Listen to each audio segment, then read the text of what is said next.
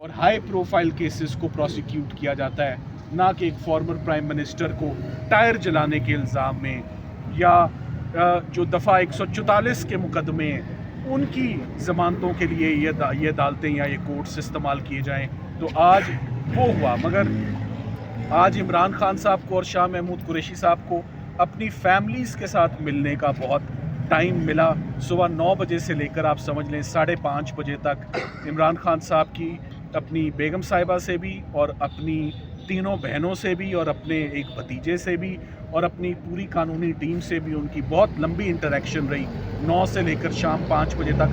मगर ये normal circumstances नहीं है। हम बतौर वकील इस वक्त पैनाडोल की भी ज़रूरत है, चाय की भी ज़रूरत है, और ना हम इस तरह कभी काम कर सके हैं ना कर सकते जैसे काम करवाया जा रहा है। सो ये ना सिर्फ इमरान खान साहब को कैद में रखा गया, मैं कहूँगा उनकी लीगल टीम भी अंदर कैद में ही थी। हमें अभी 6 बजे रिहाई मिली है तो हम आपके पास आए हैं। तो आज सारे दिन में एक ही शख्स के ख़िलाफ़ दहशतगर्दी भी है, नैब भी है, साइफ़र भी है। सो सब चीज़ें, हर जुर्म, हर क्रिमिनल ऑफेंस ट्राई हो रहा है कि किसी ना किसी तरीके से उनको जेल के अंदर रखा जा सके। सलमान साहब ये बताइएगा कि नैब की जानिब से उनका ट्रस्ट में कितने दिन की रिमांड की इस्तदा की गई, उस पर आपका आर्गूमेंट क्या था?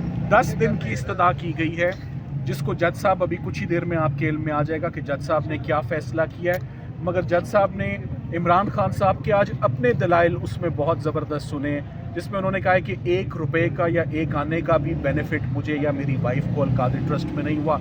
जब शामिल तफ्तीश हो गए हैं, जब बयान दे दिया है, जब 2 दिन की गिरफ्तारी काट ली है, तो दोबारा रिमांड किस बात का? और कुछ भी रिकवर नहीं करना। मैं तो ऑलरेडी जेल के अंदर हूँ। और साथ ही साथ मैंने ये भी ऑब्जेक्शन उठाया कि नैब को भी ज़रा एहतियात से वज़ीर आज़म को गिरफ़्तार करना चाहिए, क्योंकि इनको फिर बाद में नदामत भी होती है, शर्मिंदगी भी होती है। कभी गिरफ़्तार करना पड़ता है, कभी छोड़ना पड़ता है। तो बेहतर यही है कि ना ही पकड़ा जाए तो बेहतर है, और वो भी ऐसे बोगस केस में। तो ये दोबारा बड़ा अनजस्टिफाइड रिक्वेस्ट और डिमांड थी, और रिमांड के ऊपर तो जजेस ने ऑफ कोर्स कोई मैकेनिकल डिमांड पर नहीं दे देना कि अगर नैब रिमांड मांग रही है तो उनको ऑटोमेटिकली रिमांड दे दिया जाए।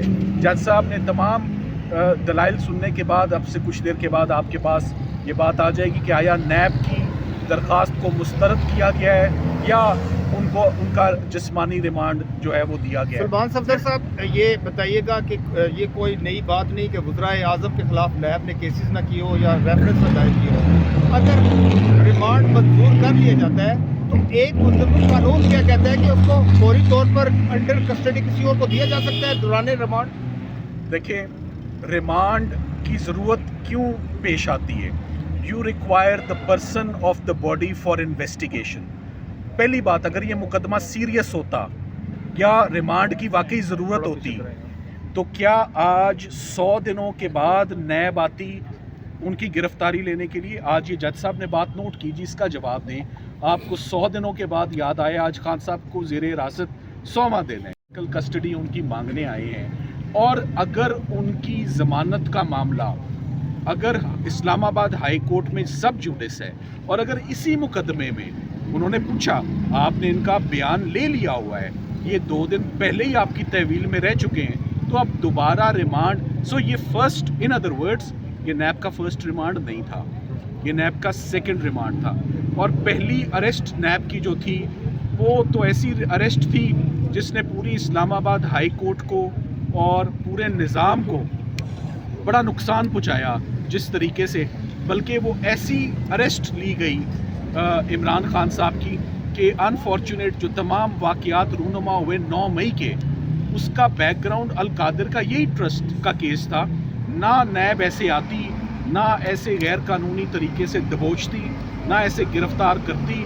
सो ना वो अनफॉर्चुनेट वाक़यात होते जो आज दिन तक डिस्टर्बिंग आप FIRs देख रहे हैं और अरेस्ट देख रहे हैं लोग उसके अंदर, आज दिन तक उसके अंदर हैं। सर ये आपने बताया कि खान साहब एहतियात से जेल में होते, आज अदालत ने जो साइबर केस के हवाले से भी जो है डिवीजन बेंच ने जो फैसला किया, उसके बाद क्या खान साहब इस पर अदालतों पर एतमाद रखते हैं या अभी उनका यही कहना है कि यहाँ से इंसाफ मिलता है? देखिए, इमरान खान साहब इस्लामाबाद हाई कोर्ट से तो बहुत मायूस है।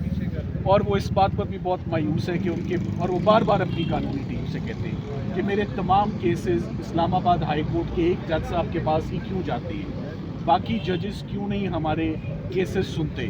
سو آج عمران خان صاحب کی مجھے تو باہر نکل کے پتہ لگا, اس سے پہلے میرے علم میں ہی نہیں تھا, کیونکہ ہمیں بھی وہ ڈسکنیکٹ کیا ہوتا ہے میڈیا سے بھی, کہ آج ڈویژنل بینچ نے فار دا ٹائم بینگ تو اسٹے گرانٹ کیا ہے, اور اب وہ میرا خیال ہے اس کی سنوائی 2 دنوں کے بعد ہے. مگر آج بھی وہی بات ہے کہ ڈاکیومنٹس ہمیں نہیں دیے جا رہے, پیپرز نہیں دیے جا رہے, سائفر سے ریلیٹڈ رولز نہیں دیے جا رہے, اور گواہ پہ گواہ جو ہے وہ تیزی سے لائے جا رہے ہیں کہ کسی طریقے سے گواہ فٹافٹ ایگزامن ہو جائیں.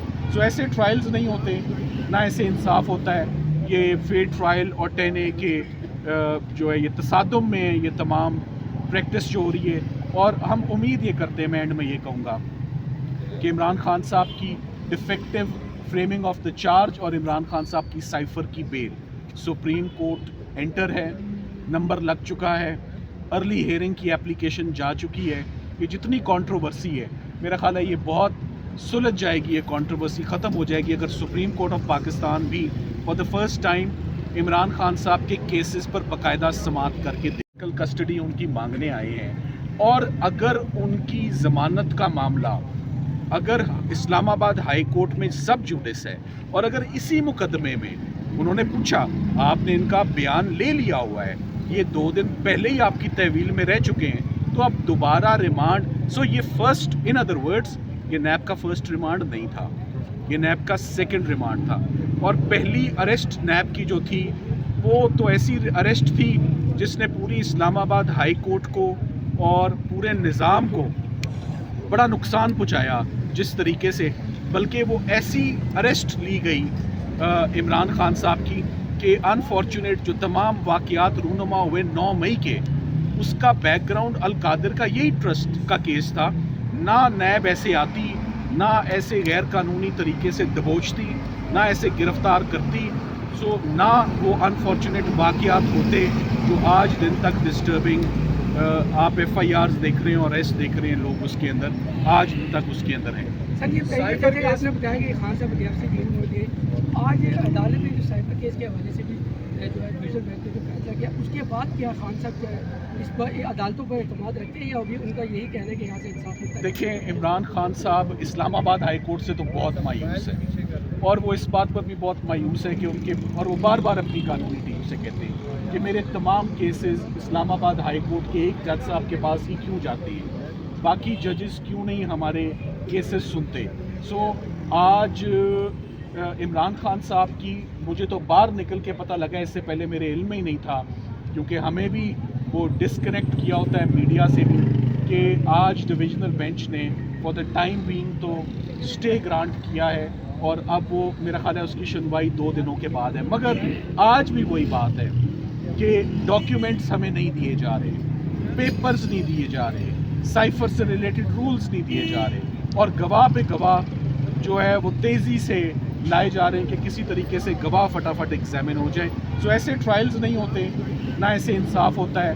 یہ فیڈ ٹرائل اور 10A کے جو ہے یہ تصادم میں یہ تمام پریکٹس جو ہو رہی ہے, اور ہم امید یہ کرتے ہیں, میں اینڈ میں یہ کہوں گا کہ عمران خان صاحب کی de facto framing of the charge اور عمران خان صاحب کی سائفر کی بیل سپریم کورٹ انٹر ہے, نمبر لگ چکا ہے, ارلی ہیئرنگ کی اپلیکیشن جا چکی ہے. یہ جتنی کنٹروورسی ہے میرا خیال ہے یہ بہت سلجھ جائے گی, یہ کنٹروورسی ختم ہو جائے گی اگر سپریم کورٹ آف پاکستان بھی for the first time Imran Khan صاحب کے کیسز پر باقاعدہ سماعت کر کے دیکھ لیں.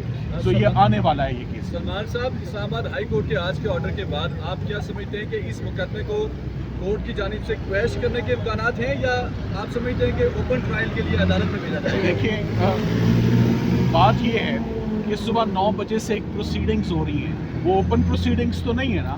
شام 6 بجے میں آپ کو بتا رہا ہوں کہ 9 تا 6 کیا ہوا.